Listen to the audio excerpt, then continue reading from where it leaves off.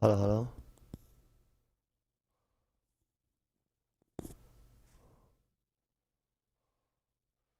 Hello. Hello, hello.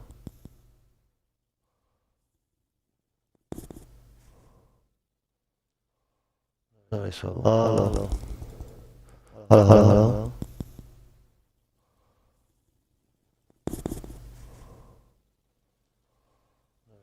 Hello.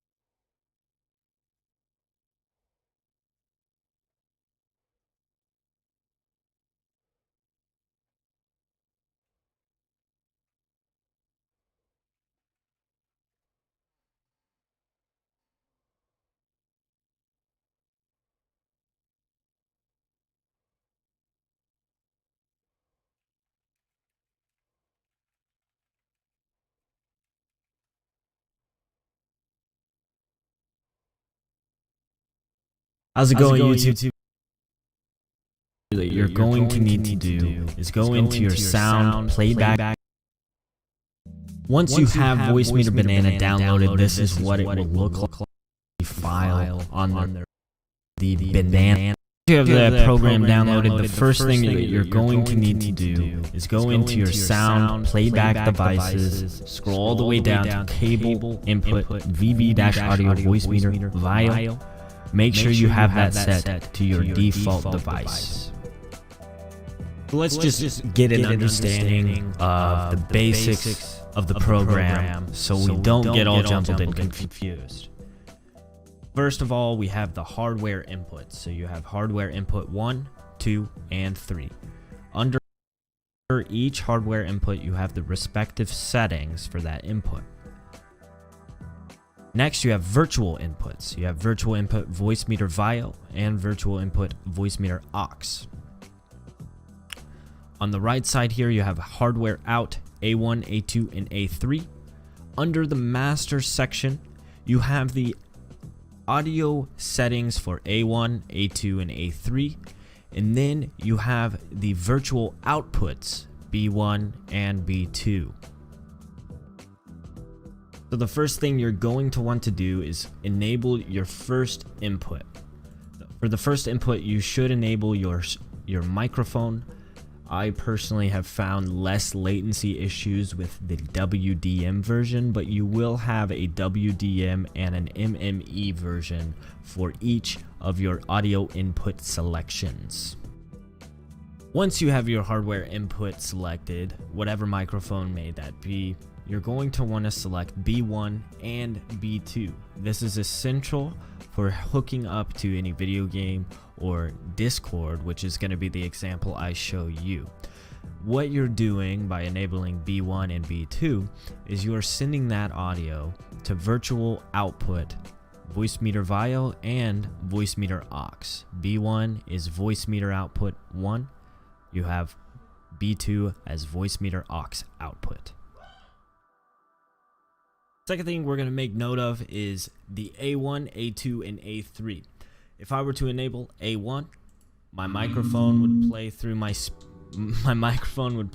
speakers. That's why you hear the echo there. Because up here on my A1, I have my WDM speakers selected. Under A2, I have my headphones selected. So if I wanted to listen to myself talk, I could enable A2 and listen to the audio so I know how I sound coming from my microphone rendered through Voicemeeter.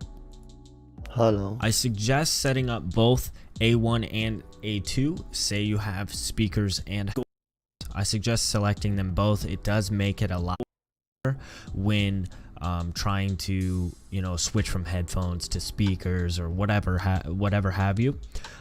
It's as simple as clicking A1 or A2 on one of these selections on your virtual inputs, and we'll get to that in a second.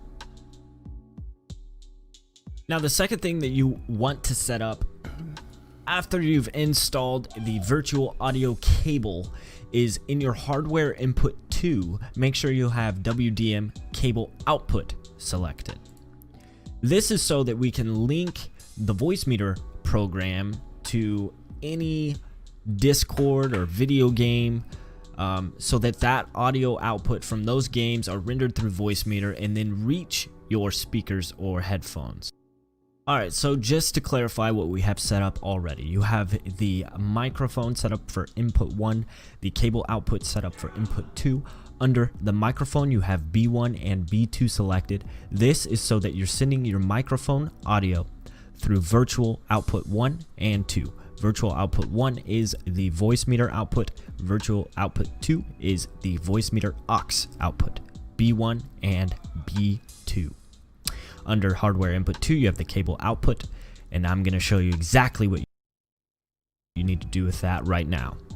Now, if you go to your Discord voice and video app settings, what you need to set up is under your input device, you need to have microphone VB-audio Voicemeeter. This here is your B2 output. Your B2 output. That is why on hardware input 1 I have your selection as B1 and B2. Here is your B2 output. Your B2 output. That is why on hardware input 1 I have your selection as B1 and B2. Now, the reason I have you set up both B1 and B2 is so that under B2, you can enable your microphone through any video game or Discord.